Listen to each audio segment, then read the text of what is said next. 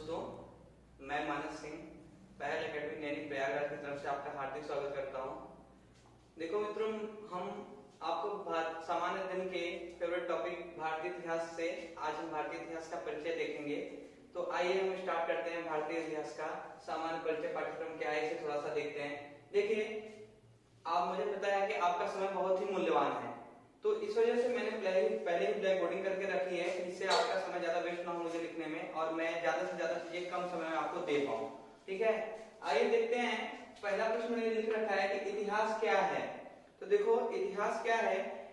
इतिहास अतीत में घटित वो सारी घटनाएं जिसके हमारे पास साक्ष्य मौजूद हैं वो क्या कहलाते हैं? इतिहास कहलाते हैं। अब ऐसा नहीं कह सकते, समानता आप किताबों में पढ़ते हैं और जगह पढ़ते होंगे कि अतीत में घटित घटनाएं इतिहास कहलाती हैं, पर नहीं, आप खुद ही सोच के देखिए कि वर्तमान समय में क्या जो घटनाएं घट रही हैं सबकी सब इतिहास की श्रेणी में पढ़ेंगे?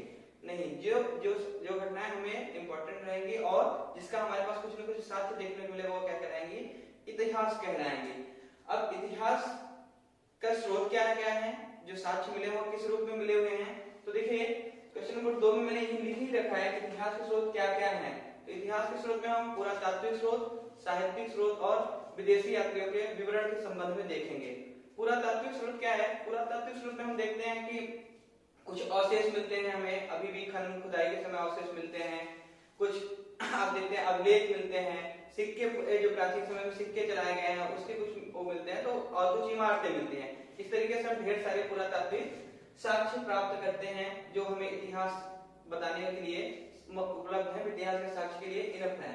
दूसरा हम देखेंगे साहित्यिक स्रोत। साहित्यिक स्रोत की अगर बात करें दोस्तों, तो देखो साहित्यिक स्रोत को हम दो भागों में बांट सकते हैं।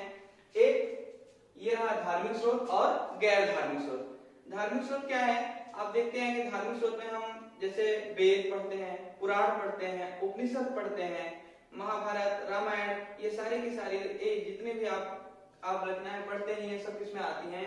धार्मिक स्रोत में आती हैं, जो कि हमें इतिहास पर की जानकारी देती हैं। ठीक, दूसरा हम देखेंगे गैर धार्मिक स्रोत। तो हम देखते हैं आप चाणक्य का अर्थशास्त्र ले लीजिए या महाभारत ले लीजिए, ये कुछ ऐसी किताबें हैं जो कि गैर धार्मिक किताबें हैं पर हमें इतिहास के स्रोत के बारे में जानकारी देती हैं, इतिहास से हमें कुछ इतिहास पर कुछ न कुछ हमें जानकारी प्रदान करती हैं। तीसरी चीज जिस इतिहास का हमें स्रोत है तीसरी, वो विदेशी यात्रियों का विवरण। आपको पता है कि हम भारतीय इतिहास पढ़ रहे हैं और भारत में तमाम विदेशी आक्रांता आए, उनके साथ साथ कुछ कवि भी आए, कुछ लेखक भी आए, उन्होंने भारत के संबंध में कुछ न कुछ लिखा है और उन्हीं से हमें क्या मिलते हैं? भारत के बारे में कुछ न कुछ जानकारी मिलती है। इसलिए हम भारतीय इतिहास के स्रोत में विदेशी यात्रियों के विवरण को भी पढ़ेंगे। जैसे आप देखते हो आता है, फायान आता है और सब कुछ न कुछ अपने यहाँ कुछ न कुछ लिखते हैं, अपनी किताबों में भारत के बारे में लिखते हैं। उसी का अध्ययन हम करेंगे इसमें विदेशी यात्रियों के विवरण में। नेक्स्ट देखो दोस्तों, मैंने क्वेश्चन लिख डाला है कि हाँ हिस्ट्री जो टर्म है, हिस्ट्री शब्द है, ये किससे आई, इसकी उत्पत्ति किससे हुई? तो ये ग्रीक का एक वर्ड है क्या? हिस्टोरिया। ग्रीक का एक वर्ड है हिस्टोरिया, उसी से क्या आई है? हिस्ट्री की उत्पत्ति हुई है, जिसका मतलब यूं क्या होता है? The information gathering by investing, अर्थात छानबीन से हमें जो भी कुछ जानकारी प्राप्त होती है अतीत के समय की, वो क्या कहलाती है? इतिहास कहलाती है। बात अगर करें कि इतिहास के जनक कौन है, तो इतिहास के जनक कौन है दोस्तों? इतिहास के जनक हेरोडोटस को माना जाता है, जिनकी किताब का क्या नाम है? ये लिखा हुआ है हिस्टोरिका। नेक्स्ट अगर क्वेश्चन की बात करें भारतीय इतिहास के भाग, तो देखो भारतीय इतिहास को हम तीन भागों में पढ़ेंगे। प्राचीन भारत का इतिहास, मध्यकालीन भारत का इतिहास और आधुनिक भारत का इतिहास। अगर इनमें टाइम पीरियड की बात करें, समय काल की बात करें, तो सबसे ज्यादा समय काल किसका रहा है? प्राचीन भारत का इतिहास का रहा है। इसलिए हम प्राचीन भारत को यहाँ तीन भागों में पढ़ेंगे। प्राग ऐतिहासिक काल, आद्य ऐतिहासिक काल और ऐतिहासिक काल। प्राग ऐतिहासिक काल क्या है? प्राग ऐतिहासिक काल वह समय काल है जिसके अवशेष तो हमें प्राप्त होते हैं पर इसका कुछ भी लिखित साक्ष्य प्राप्त नहीं होता है। और आद्य ऐतिहासिक काल क्या है? इसके अवशेष भी प्राप्त होते हैं हमें और कुछ न कुछ लिखित साक्ष्य भी प्राप्त होते हैं, पर हम आज तक इसे पढ़ने में असफल रहे हैं, हम इसे आज तक पढ़ नहीं पाए हैं। वही टाइम पीरियड क्या कहलाता है? आद्य ऐतिहासिक काल कहलाता है। तीसरा है ऐतिहासिक काल। ऐतिहासिक काल क्या होता है? वह समय काल जिसे हमें क्या अवशेष भी मिले और लिखित साक्ष्य मिले और हम उसे पढ़ने में सफल भी हुए हैं, अर्थात हम उसे पढ़ पाए, वो क्या कहलाते हैं? ऐतिहासिक काल कहलाते हैं। देखो मित्रों, प्राचीन भारत के इतिहास को हमने तीन भागों में बांटा, प्रागैतिहासिक, आद्य ऐतिहासिक और ऐतिहासिक। एक एक के बारे में बिंदु मैंने बता भी दिया आपको।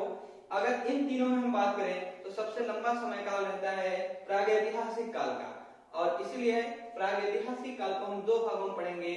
पहला तो पढ़ेंगे पाषाण युग और दूसरा पढ़ेंगे ताम्र युग। पाषाण युग क्या है?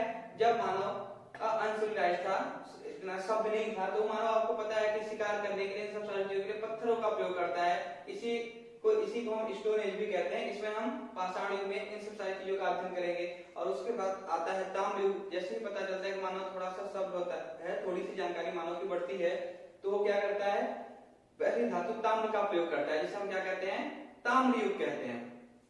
अगर हम इन दोनों में बात करें तो सबसे लंबा समय काल रहेगा पाषाण युग का, और पाषाण युग को हम तीन भागों में पढ़ेंगे। पूरा पाषाण काल, नव पाषाण काल और पूरा पाषाण काल, मध्य पाषाण काल और नव पाषाण काल।